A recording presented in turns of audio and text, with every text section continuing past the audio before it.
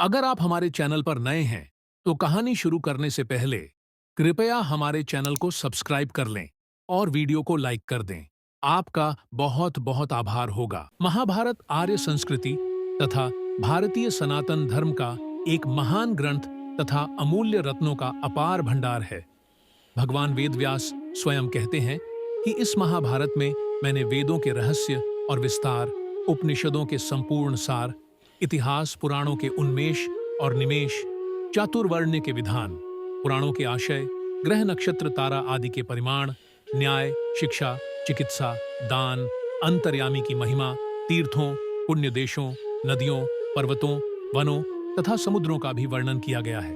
अतएव महाभारत महाकाव्य है, गूढ़ार्थमय ज्ञान विज्ञान शास्त्र है, धर्म ग्रंथ है, राजनीतिक दर्शन है, कर्म योग दर्शन है, भक्ति शास्त्र है, अध्यात्म शास्त्र है, आर्य जाति का इतिहास है और सर्वार्थ साधक तथा सर्वशास्त्र संग्रह है।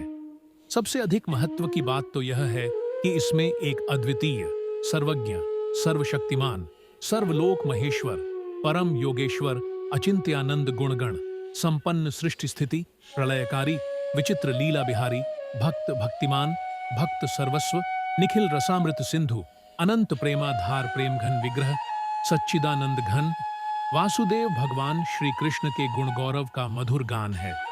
इसकी महिमा अपार है।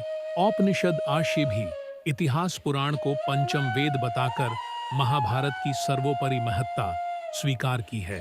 महाभारत में अश्वमेध का पर्व में युधिष्ठिर और भगवान श्री कृष्ण के बीच बातचीत होती है, जिसमें कान्हा युधिष्ठिर को बताते हैं कि सुखी जीवन का रहस्य क्या है, मृत्यु के बाद कौन सा मनुष्य स्वर्ग या नरक को प्राप्त करता है। युधिष्ठिर भगवान कृष्ण से पूछते हैं कि लोग एक सुखी जीवन कैसे जीते हैं, वे कौन हैं जो निधन के बाद मोक्ष प्राप्त करते हैं। युधिष्ठिर के प्रश्न का उत्तर देते हुए श्री कृष्ण एक श्लोक में बताते हैं। भगवान कृष्ण कहते हैं, सुखी जीवन जीने और स्वर्ग प्राप्त करने के लिए तपस्या और दान जैसे कुछ कार्य करने चाहिए। पुण्य कर्म करने से अनजाने में किए गए पाप भी नष्ट हो जाते हैं। इस प्रकार मनुष्य को नरक में नहीं जाना पड़ता।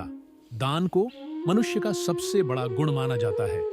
श्रीमद् भगवद गीता में यह कहा गया है कि जो जातक हमेशा जरूरतमंदों को दान करता है, दान का रिकॉर्ड नहीं रखता है या गुप्त दान करता है, वह पुण्य प्राप्त करता है। ऐसे व्यक्ति के सभी पाप नष्ट हो जाते हैं। वह मृत्यु के बाद स्वर्ग को प्राप्त करता है। श्री कृष्ण युधिष्ठिर से कहते हैं कि मनुष्य का मन चंचल है, वह इधर उधर भटकता रहता है। लेकिन एक ऐसा व्यक्ति जिसका दिमाग नियंत्रित नहीं है और महत्वाकांक्षी है, वह अपनी इच्छाओं को पूरा करने के लिए गलत काम कर सकता है। ऐसे व्यक्तियों को अपने कर्मों के कारण नरक भोगना पड़ता है। जो लोग मृत्यु के बाद स्वर्ग प्राप्त करना चाहते हैं, उन्हें अपने मन और इच्छा पर नियंत्रण रखना चाहिए। भगवान कृष्ण युधिष्ठिर से कहते हैं कि सत्य बोलना भी मनुष्य के विशेष गुणों में से एक है। जो जातक जीवन भर सत्य के मार्ग पर चलता है और सत्य बोलता है, उसे न केवल जीवन में सफलता मिलती है, बल्कि मृत्यु के बाद भी ऐसे व्यक्ति को स्वर्ग की प्राप्ति होती है। श्री कृष्ण कहते हैं कि बहुत से लोग अपने व्यस्त जीवन के कारण तपस्या, ध्यान और पूजा नहीं करते हैं। अगर किसी व्यक्ति को स्वर्ग की इच्छा है, तो उसे प्रतिदिन ध्यान और तप करना चाहिए।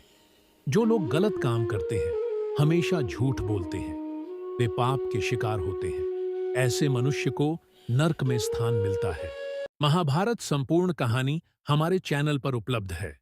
सुनने के लिए लिंक पर क्लिक करें। लिंक आपको हमारे डिस्क्रिप्शन में मिल जाएगा। अगर आपको जानकारी अच्छी लगी तो कमेंट में जय श्री कृष्ण जरूर लिखें।